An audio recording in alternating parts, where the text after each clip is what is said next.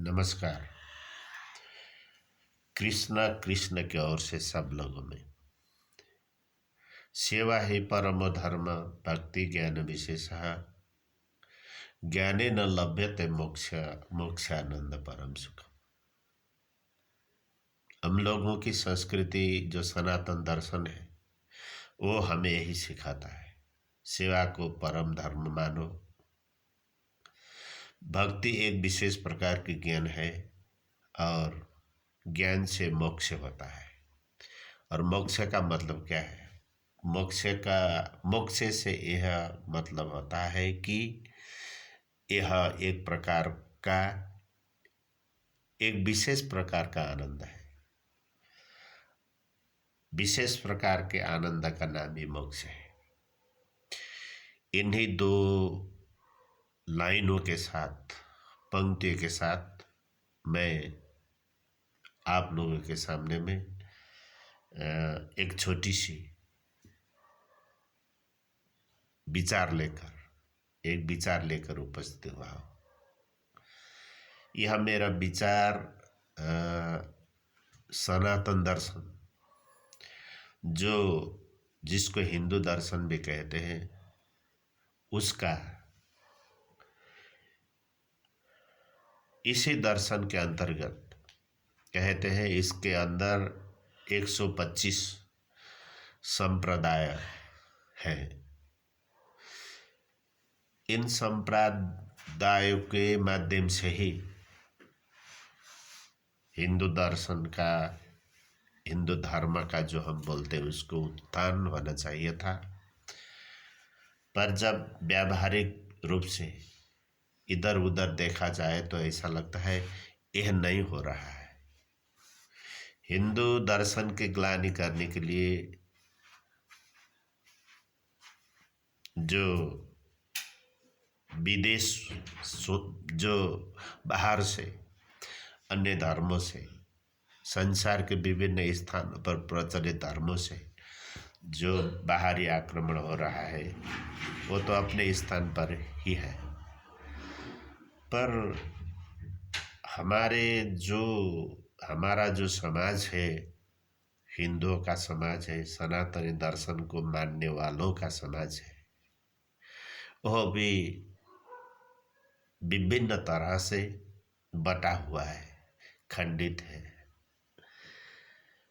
और सबसे बड़ी दुख की बात, चिंता की बात यह है कि इसके अंदर जो भी संप्रदाय हैं, इन्हीं संप्रदायों से ही हिंदू धर्म की सबसे ज़्यादा ग्लानि हो रही है। जितने भी संप्रदाय हैं हम लोगों के आसपास, मूलतः हिंदू धर्म का वर्चस्व अभी भी भारत और नेपाल में है। देशों के हिसाब से अन्यत्र भी है हिंदू लोग, पर जितना ये दर्शन प्रभावकारी है इन दो देशों में, उतना अन्य देशों में नहीं है, ऐसा कहा जाता है। और यही सत्य भी है। और जब हम सब लोग जो सनातन दर्शन को वैश्विक दर्शन मानते हैं, इसके प्रभाव को समझते हैं, बुझते हैं, ये चाहते हैं कि इसकी उत्थान हो, यह घर घर में पहुँचे और इसकी जो महत्ता है, इसके अंदर जो दर्शन है, ज्ञान है, जो इतना व्यापक है, गहन है, विश्व कल्याणकारी है, इस ज्ञान को संरक्षित रहने के लिए समाज कुछ योगदान करे। इस ज्ञान से मानवता जो है संसार की, वो कुछ फायदा ले।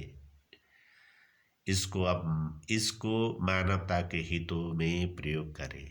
जो हम यह सोचते हैं, इस दर्शन के शुभचिंतक के हम लोगों को ऐसा लगता है कि ऐसा नहीं है। जो हिंदू अपने को कहते हैं बाहर से और भीतर से, हिंदू के अंदर के ही हम संप्रदाय हैं, ऐसा कहते हुए जितने भी संप्रदाय प्रचलित है, उन्हीं से इस धर्म की सबसे ज़्यादा ग्लानि हो रही है।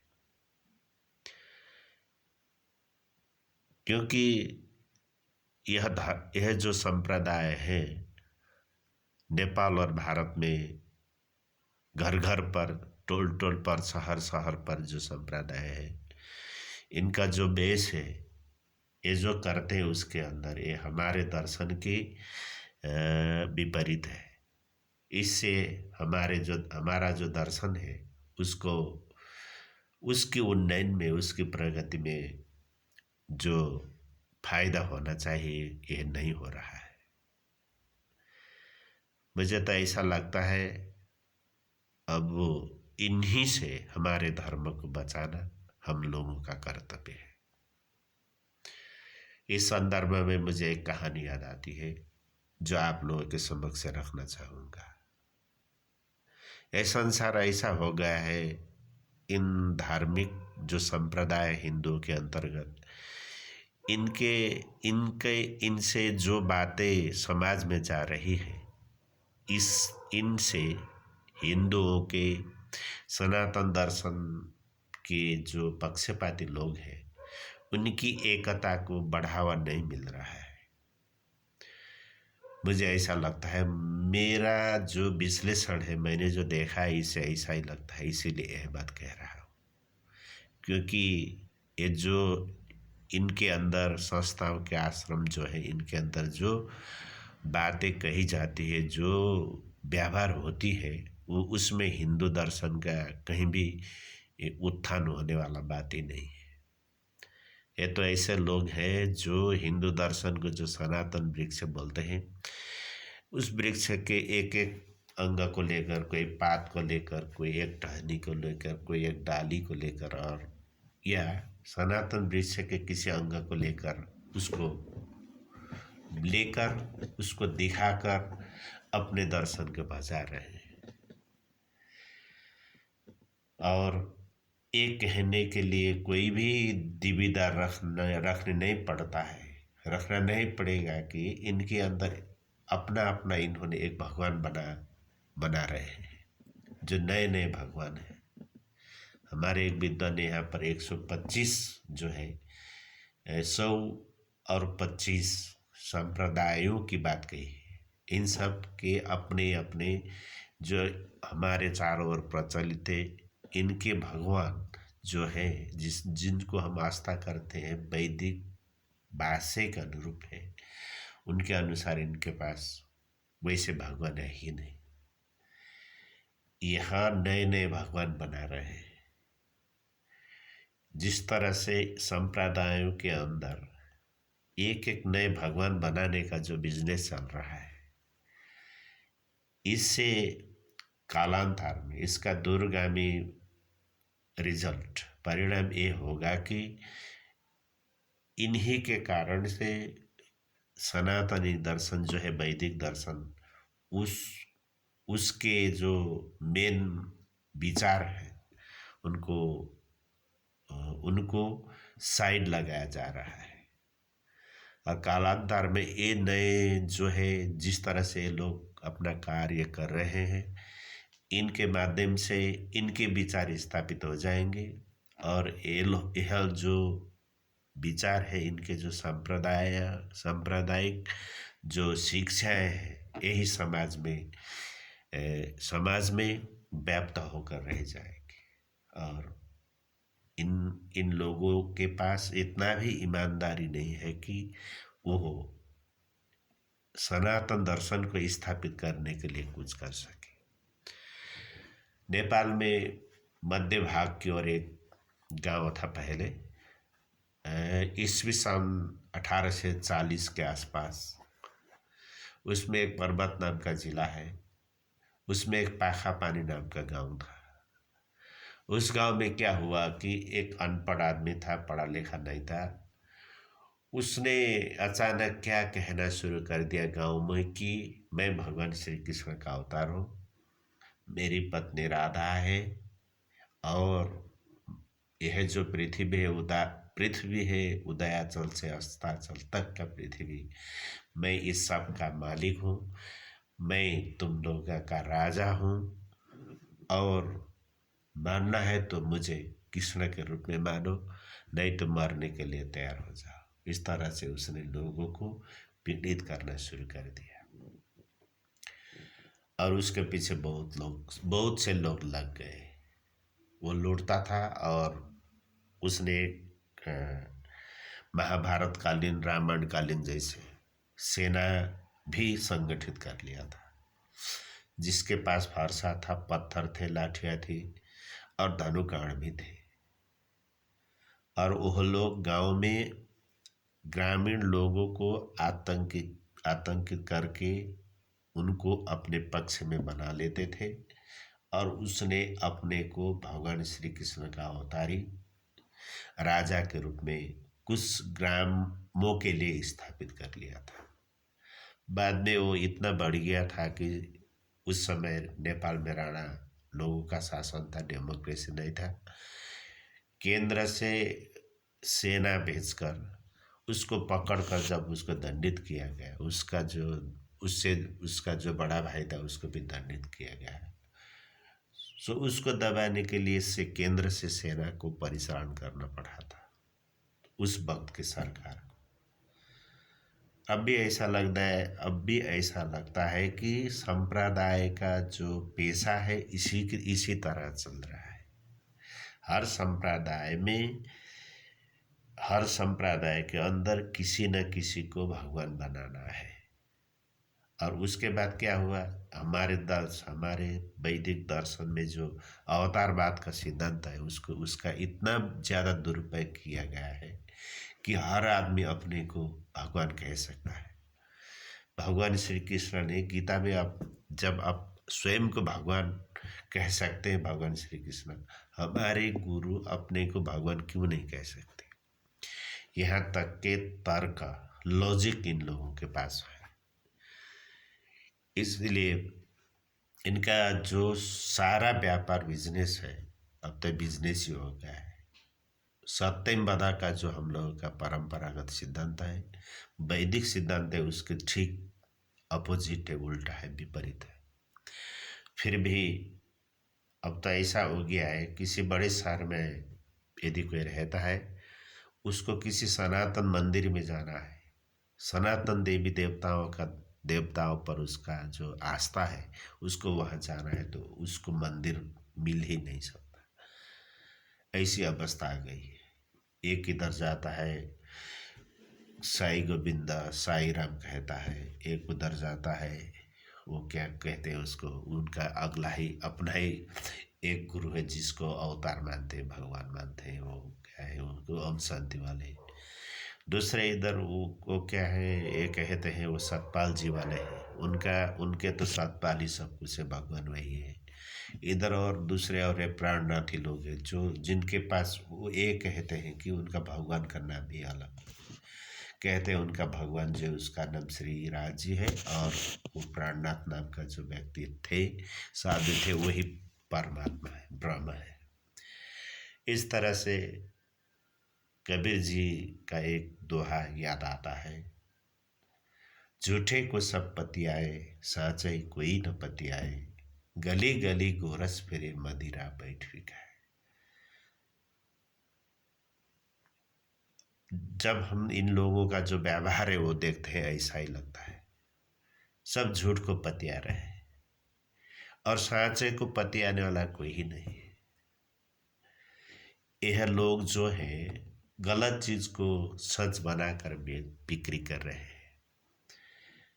और शास्त्र जिन्होंने लिखे, वैदिक ऋचाकारों, पुराण लिखने वाले जो विद्वान पहले के रहे हमारे पूर्वज, और जो भी अन्य हमारे शास्त्र हैं, उपनिषद, ब्राह्मण, आरण्यक आदि जितने भी ग्रंथ हैं, उनका पूर्ण रूप से दुरुपयोग किया गया है।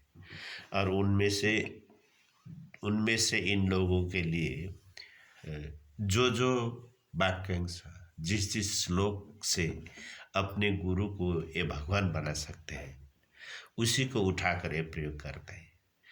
और इन लोगों के पास इतनी भी नैतिकता नहीं है कि दूसरों के रचना वैसे ही नहीं बनाई जाती है। एक छंदबद्ध श्लोक लिखने के लिए बहुत कठिन परिश्रम करना पड़ता है। जो लिखते हैं उनको मालूम है। चाहे अनुष्टुप छंद में ही हो, लिखने में बहुत बड़ी परिश्रम मेहनत चाहिए।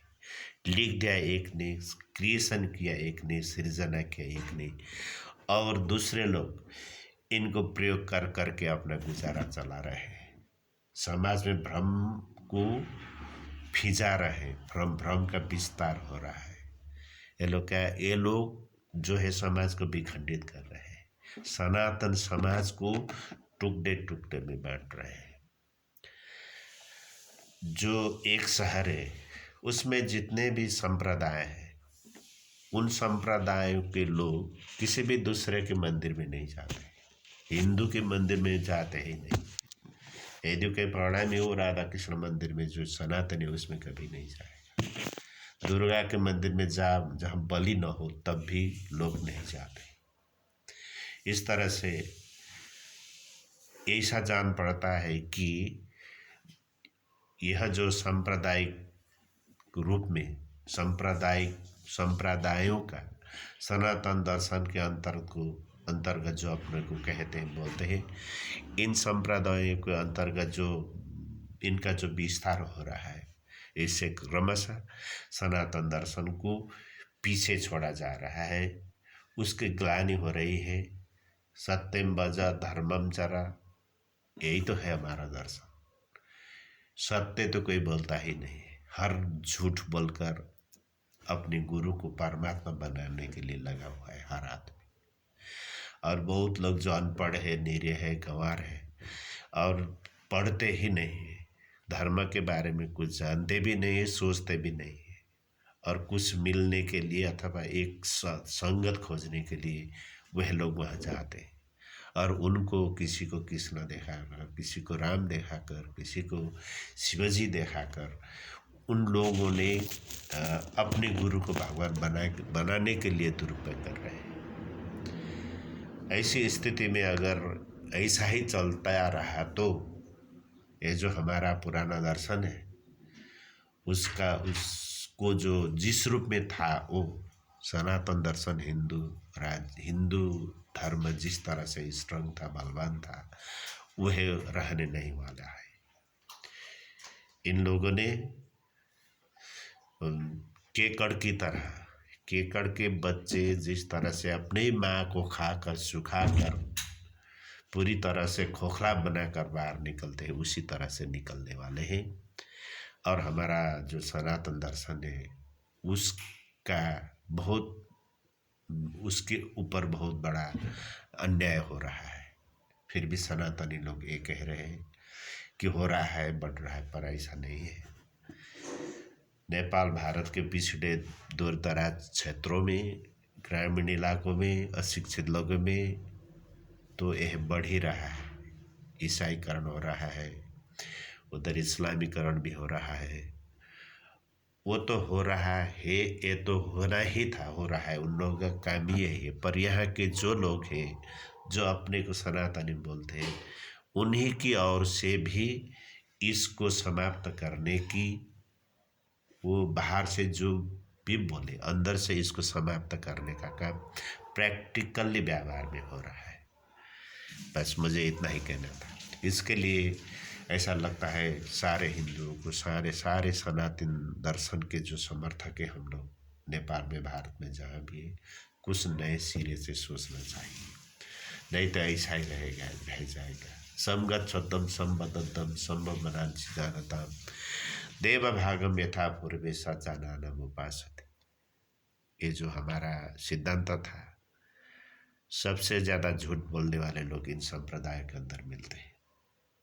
कोई कुछ भी कह सकता है, कुरान में कृष्ण है भी कह सकते हैं, और इधर जो हमारा भागवत है उसमें मोहम्मद जी है, मोहम्मद साहब है, ऐसा भी कह सकते हैं।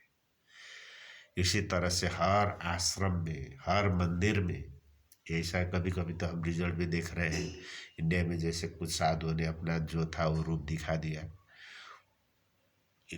ये लोग सांसारिक कानून के दृष्टि में, सामाजिक नैतिकता की दृष्टि से भी उतने नीचे स्तर पर जा सकते हैं। तो धार्मिक स्तर से आध्यात्मिक स्तर में तो कुछ होने वाला ही नहीं है। इसीलिए इस झूठे व्यापार को, हमारे पूर्वजों की एक क्रिएशन को जो दूसरे लोग बेच रहे हैं, धंधा चला रहे हैं, इसके लिए सनातनियों को संगठित होने की आवश्यकता है, उसकी ज़रूरत है। और ये सामाजिक न्याय के हिसाब से भी जिसने लेखा, जो शास्त्र है उसका ठीक भी हो तो लिखने वालों को ही, जिसने लेखा उसी को यश मिलना चाहिए, और उसमें कुछ त्रुटि है उसका भी यश उसी को मिलना चाहिए। यश अपयश जो हो लिखने वालों को ही मिलना चाहिए। पर यहाँ तो यह हुआ कि वेद किसने लिखा और उसके मंत्र को लेकर कोई कहाँ कूद रहा है, उसको बिक्री कर रहा है। भागवत किसने लेगा, भगवान कृष्ण को किसने बनाया, उसी कृष्ण को टुकड़ा टुकड़ा करके भागवत शास्त्र को बेच कर मनुष्य जो अपने को हिंदू बोलते हैं, हिंदू परिवेश वेशभूषा में है, वही लोग भगवान श्री कृष्ण को खंडित कर रहे हैं, उनकी ग्लानि कर रहे हैं, उनका तेजोवध कर रहे हैं, उनके बारे में चारों ओर भ्रम का खेती कर रहे हैं, और अपने गुरु को ईश्वर बनाने के लिए, ब्रह्म बनाने के लिए दौड़ रहे हैं। बस मुझे इतना ही कहना था।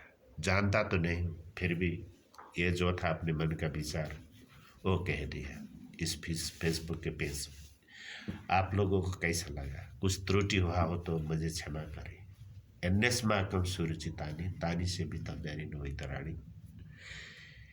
इतना कहते हुए, the only thing I know is that I know nothing. Plato साहब ऐसा कहते हैं, महाराज प्लेटो, दार्शनिक प्लेटो।